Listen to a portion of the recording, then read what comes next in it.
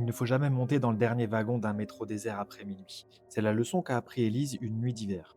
Elle pensait être seule avec un voyageur endormi, mais elle était en réalité assise face à une scène de crime. Il est tard, le wagon est vide.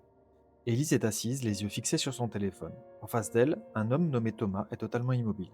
Il a la tête penchée, le teint cireux, et ses mains semblent étrangement rigides sur ses genoux. Élise ne s'inquiète pas, elle pense qu'il dort simplement d'un sommeil profond.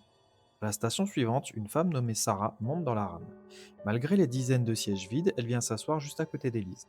Elle lui attrape fermement le bras et lui murmure, sans même regarder Thomas: Descends avec moi au prochain arrêt, ne discute pas, ne te retourne pas et ne le regarde plus. Une fois sur le quai, alors que les portes du métro se referment, Sarah lâche enfin le bras d'Élise. Elle lui explique qu'en tant qu'infirmière, elle a tout de suite vu que Thomas était déjà mort. Mais le plus atroce, c'est ce qu'elle a aperçu dans le reflet de la vitre. Deux silhouettes tapies dans l'ombre derrière le siège de Thomas qui maintenaient son corps bien droit pour lui donner l'air vivant. Les caméras de surveillance ont confirmé plus tard que des complices transportaient le corps à travers la ville, utilisant la foule et l'obscurité pour s'en débarrasser.